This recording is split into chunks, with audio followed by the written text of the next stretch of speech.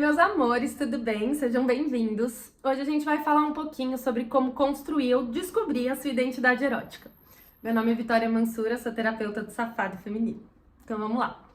Primeira coisa que a gente precisa entender é que para descobrir essa identidade erótica, a gente precisa passar além da vergonha e da culpa e entrar num modo de autoexploração. Então o que isso significa?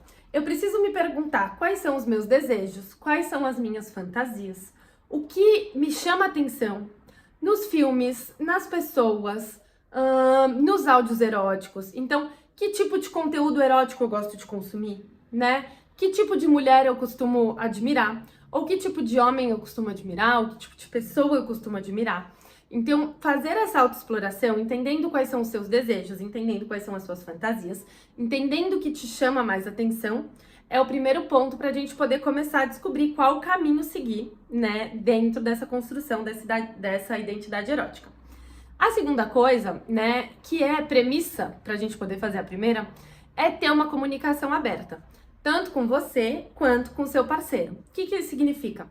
Você precisa poder falar abertamente, sem vergonha, sem culpa, sem medo, né? De quais são os seus fetiches, quais são suas fantasias, quais são os seus desejos. Então, se você não conseguir ter uma conversa sincera com você mesma ou com os seus parceiros, né? Aí fica realmente impossível. Então, trabalhar essa desconstrução da vergonha, trabalhar essa desconstrução do ridículo, de se sentir ridícula, de sentir que isso vai ser julgado. Então, de buscar construir essa relação honesta, aberta e sem julgamento. Primeiro com a gente mesma e, obviamente, depois com o outro. Terceira coisa, que é muito importante. Educação sexual. Ou seja, a gente precisa entender como o corpo funciona.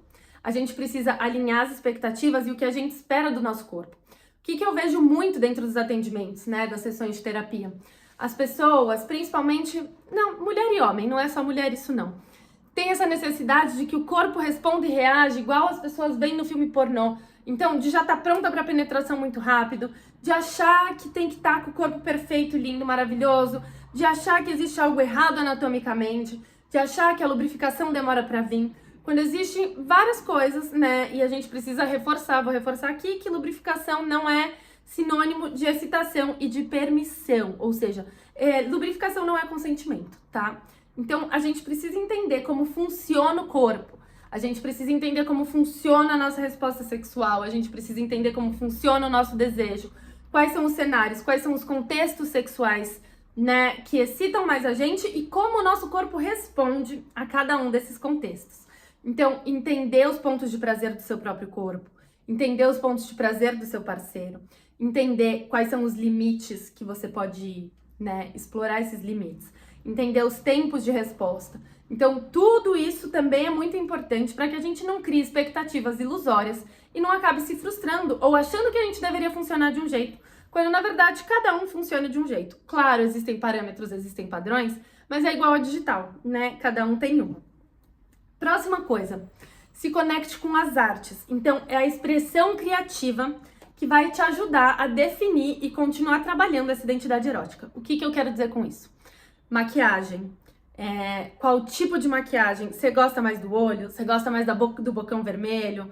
Você tem uma coisa mais pin-up? Você tem uma coisa mais dominadora? Você tem uma coisa mais submissa? Você tem uma coisa mais romântica? Você tem uma coisa mais femme fatale? Então, o que é pra você, né? E aí, expressar isso.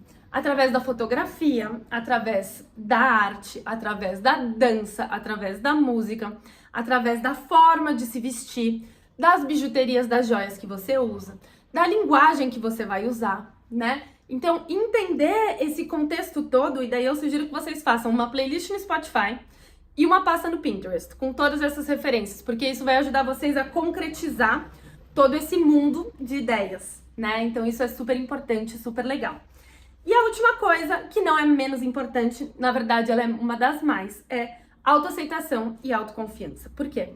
Porque se você ficar se sentindo ridícula, se você se sentir fora do seu poder, se você sentir que você não merece, se você sentir que existe algo de errado com você, aí a gente vai sempre ser travada e limitada. A gente precisa lembrar e trazer de volta esse conceito de que o sexo ele não é para ser performático, não é para cumprir objetivos, não é para realizar missões, né? Essa ditadura do orgasmo de que tem que gozar, tem que gozar. Calma, é também sobre gozar, mas não é só sobre isso. Então, sobre o que que é? É sobre sentir prazer.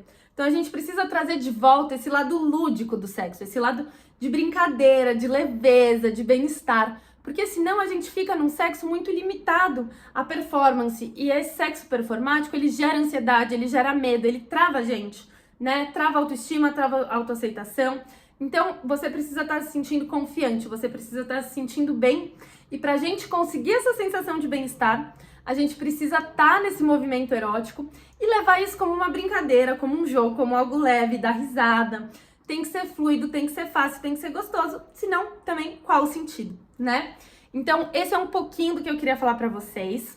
Vamos falar mais sobre isso aqui no canal. Se tiver alguma dúvida, deixem. E caso vocês queiram fazer terapia comigo, também é só me chamar no link abaixo, tá bom? Beijo, boa semana pra todo mundo.